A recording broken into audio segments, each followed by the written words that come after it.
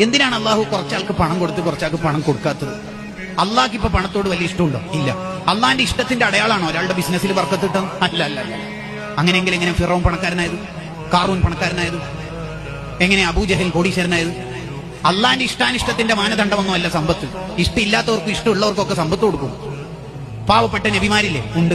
തിന്നാനില്ലാത്തത് കൊണ്ട് വഫാത്തായ നബിമാരില്ലേ? ഉണ്ട്.